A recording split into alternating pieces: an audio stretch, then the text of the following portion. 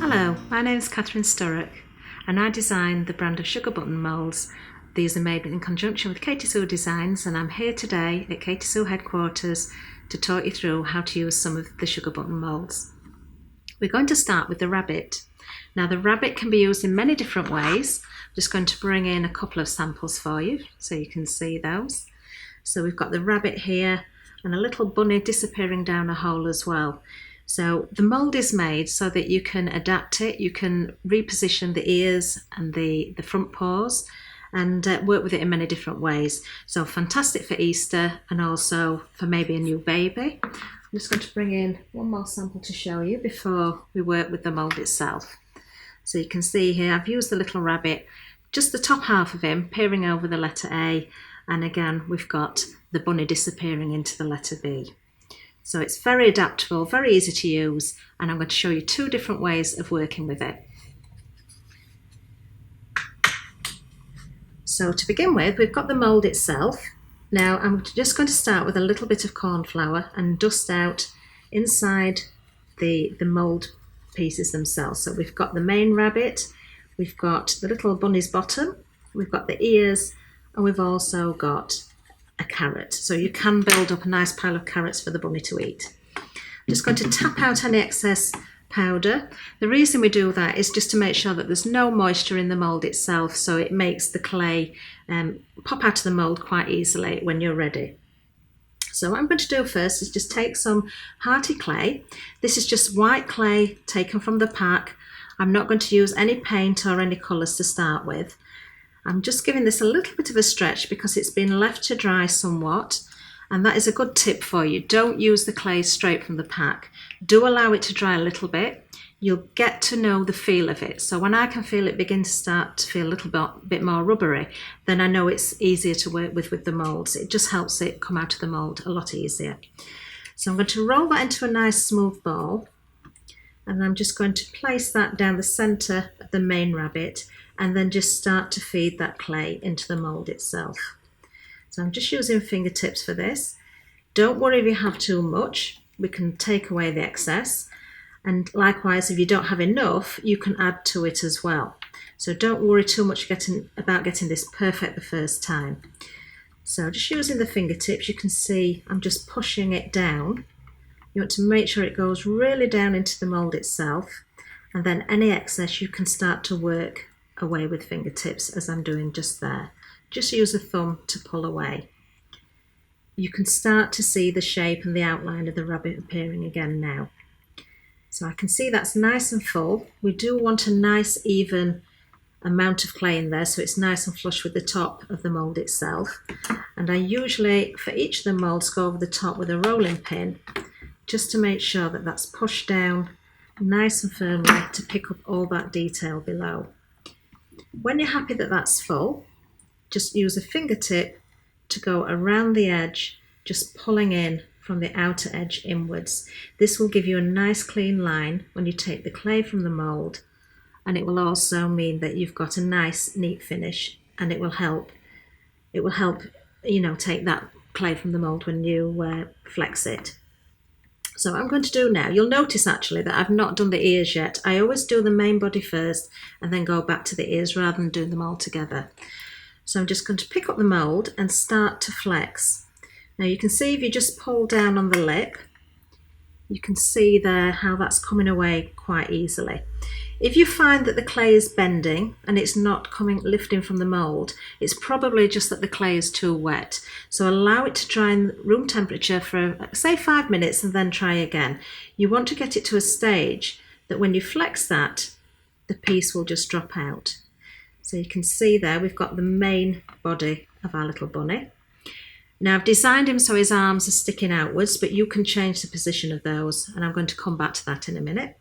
But before that, I'm just going to do the rabbit's ears. So just grab a little bit more of the white clay, and you can see we've got the two ears just at the top there in the mould. I find it easy just to roll a bit of a sausage shape and feed that in rather than using a ball. If you look at the shape that you're working with, and roll the clay a little bit more to that shape. It does make it easier for you just to get it into the area that you need to work with. I'm just going to top up a little bit more clay into that ear there. So don't worry if you do need to top up, you can just add more clay. Just give it a good push down to make sure it's picking up the detail below. And then again, work with the fingertip from the outside edge inwards, just to give that nice clean line. And once again, flex the mould, and you can see those pieces are just going to pop out really easily. So as I'm working with the whole of the mould, I'm just going to do the rabbit's little bottom as well. This is a really fun element to this mould because you can have him disappearing into a hole, or maybe a plant pot or something like that. Or as I showed you with the sample, you could have him disappearing through a letter. So great for plaques, for cakes, for your cards, for all sorts of different projects. And again, there you can see that's just going to pop out really easily because the clay is not too wet. So now we're going to come to the colouring, and this is the easiest way to start with. Just use that one single colour of clay and then add the colour afterwards. Now because it's a rabbit, I don't want to go too heavy with the colour, so rather than a paint, I'm going to use a little bit of powder. Now this is actually a blusher, and it's a very matte blusher rather than one with a lot of mica in it. I prefer the matte look. You can use any craft chalks or powders or something like an artist chalk. If you just scrape with a craft knife, you can take the powder from one of those chalk sticks.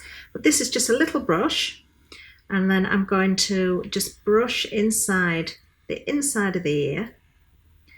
Now you'll notice I'm not going right to the very, very bottom. The reason being, if I put chalk on there, it's going to take away the stickiness of the clay. And when I attach it to the rabbit's head, it's not going to stick as well. So you could actually chalk these once they're in position, but I prefer to do them before I put them in place. I'm also going to bring in the little rabbit and put some chalk on the pads of his feet as well. Again, if you wanted to put a stronger colour, or if you wanted to do a different colour altogether, you could use an acrylic paint. But I just find with the rabbit in particular, it makes it nice just to have that subtle bit of colour on there rather than a really strong colour. Now the other thing that I always find important and works very, very well is a little blusher on the cheeks. And I do this with all of the characters and all of the animals.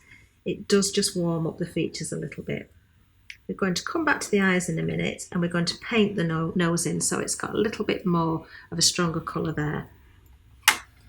So all I'm going to do to attach the ears is I'm going to pinch a little bit more at the bottom and just flatten out slightly.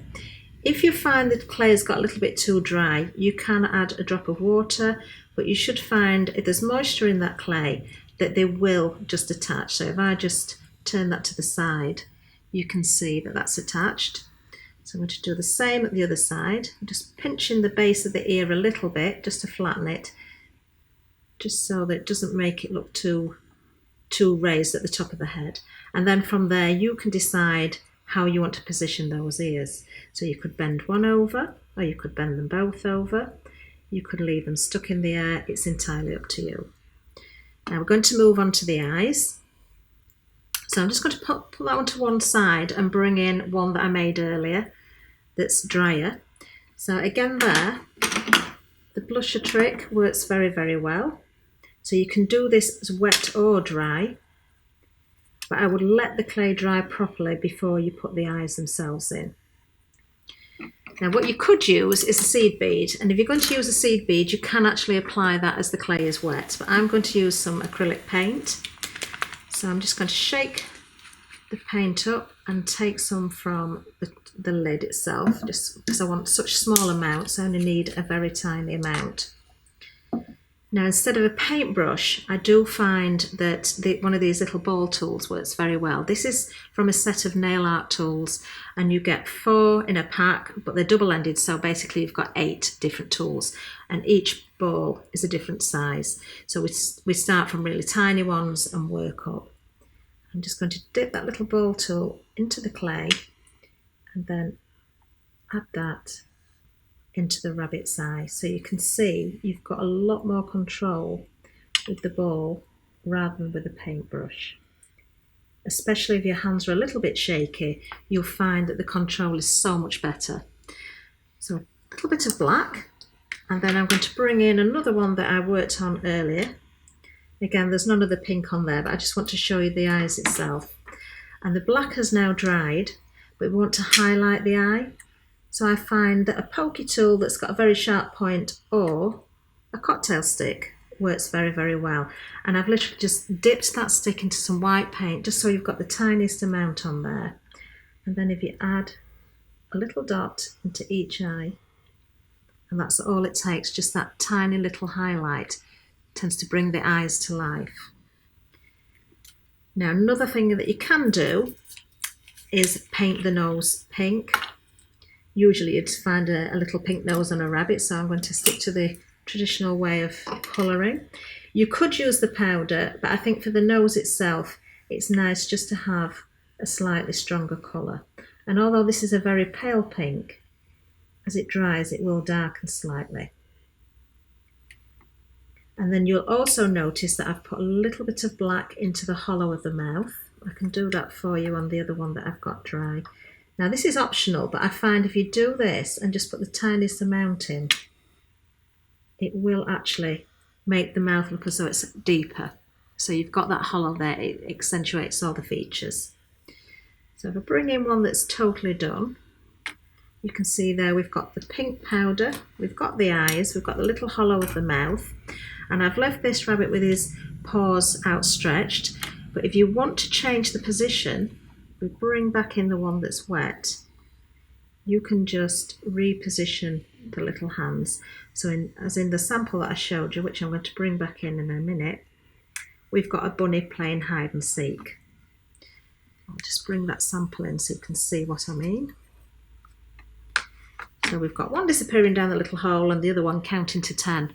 So great fun little mould, this one. So you can adapt it in any way that you like. If you want to add bows, you can add bows to the rabbit. If you're using it maybe for a birthday card or a new baby card and you want a particular colour theme, you can bring in different accents there. If I just bring back in the other sample, you can see there we've got a little bow on the rabbit there.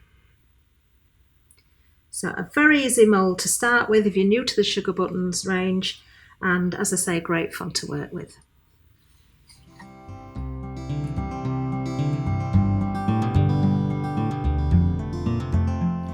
Another part of the rabbit mould is the little carrot, which is again great fun. So I'm just going to show you how you can work with that. I'm using some of the orange hearty clay. So if you've got the colours, these are great, or if you haven't, you've just got the white, you can colour the clay with things like gel food colouring, but because I want a nice orange, the orange hearty is a perfect colour to take straight from the pack. So I'm going to build this little carrot up in 2 pieces. I find it easier to mould the shape a little bit first, so I start with a ball of clay and I'm just rolling it with a fingertip, and you can see that's automatically going into a carrot shape, which makes it very easy just to pop into place. Now the only area I'm avoiding is right at the top where we've got the greenery. So rather than painting those in separately, I'm going to add the green colour. Now I'm using a metal tool here that you can use a plastic Dresden tool, or you can use a ball tool, or you've probably got tools in your kit at home that would work very, very well just for pushing the clay to make sure that you've got each colour in the right area. So for the top of the carrot, we're just going to use a little bit of green. Again, I'm rolling that into a ball and then going to pop that in there. And it doesn't matter that that green overlaps the orange on the back. It's what's happening at the front that counts. So I do find it easy to put the orange bit in first and then go with the green. And then, just as with the rabbit, we're going to pull in the edge of the clay just to give it that neat edge before flexing, and then popping that out. And you can see it's as simple as that to make a carrot. So you could make a whole bunch of these, or you could just do one maybe for the rabbit to be holding. But again, it's just a nice little element, an addition to that mould.